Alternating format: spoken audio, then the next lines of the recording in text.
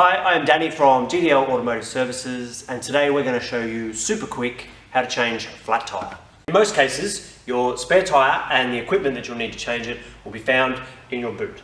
In the event that you can't find your spare tyre and associated equipment, you've either been robbed and someone's knocked off this stuff, or some vehicle manufacturers place these in unusual spots.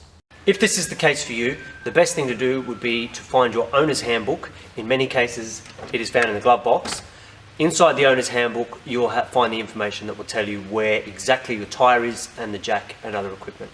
I don't have an owner's handbook, I have a bunch of CDs and a little thing here that will help me adjust my base. Lift up the false floor in the boot and undo the screw mechanism holding the tyre in place. Then lift your spare tyre out of the boot. Here's our tyre. Our one's not actually flat. We felt that it was unnecessary to put a nail in the tyre, but if you can use your imagination and picture it flat. A flat tyre, unflat tyre doesn't affect the steps in any way. It's all still the same. This in my hand is the standard wheel brace that comes with the car. I won't be using this today. I'll be using this one, which mechanically is exactly the same. It's just a little bit longer. The reason I need to use this is because I have the aftermarket wheels that have a different size wheel stud. But for your purposes, it's the same. Okay, your next step is you need to crack the wheel nuts. When we say crack, it's just loosen them a little bit. Don't unwind them all the way. What can then happen is the wheel falls off, the car falls to the ground. If your leg's under there, you'll be severely maimed. Bad times. So just crack them a little bit. The way to do that is, in most cases, the thread is anti-clockwise is loosening and clockwise is tightening. So you just get on this and, whoa, there we go. If you find that the wheel nuts are too tight and you possibly skipped the last few gym sessions, what you can do here is a little trick, but you do have to be very careful. You can actually hurt yourself if you slip off or whatever, so just be careful. But you can put the bar like this and stand on it if you have to, like so. Okay, the next step, what step number are we up to? 5, 7? Step 7. You need to jack the car up, that's the next step. These are two of the most common jacks that you'll find in most passenger vehicles these days. There are a few other variants, but this one here actually is the most common. I reckon maybe 80 to 90% of cars come with this one.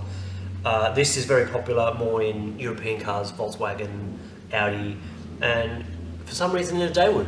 So yeah, but I'm going to use this one for the purpose of the demonstration because this is the most common. Okay, you're now looking for the jacking point on your car. It's down here where I failed to wash my car, and it's usually between these 2 points here that I'm pointing at.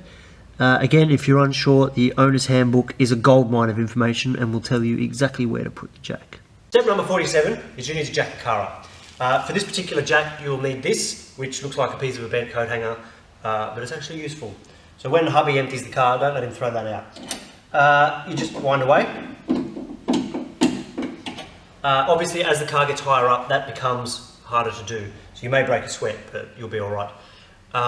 Now, a new tyre that is not flat is going to be much higher than a tyre that is flat. So when you jack the car up, you need to jack it up high enough to allow enough space for the new tyre to go on. Just a little safety note here, don't ever get under the car whilst you've got the jack on there. I have seen these collapse in the past, so just, yeah, wherever possible, don't be underneath the car, just in case. Okay, you're now ready to take the wheel nuts all the way off. Some wheel braces are that shape, and some have a pivot point and allow you to do that with it. I'll show you how to use both. So if you've got that one, same thing, anti-clockwise, and just twist. Pretty easy. If you've got the one that pivots, you can then do this, and far less work.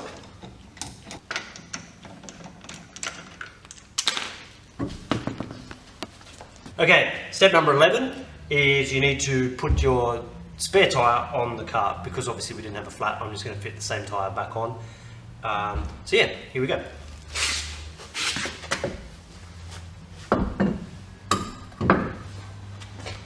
Okay, your next step is you've got to do up the wheel nuts. We do them up opposites, or what's called a star configuration.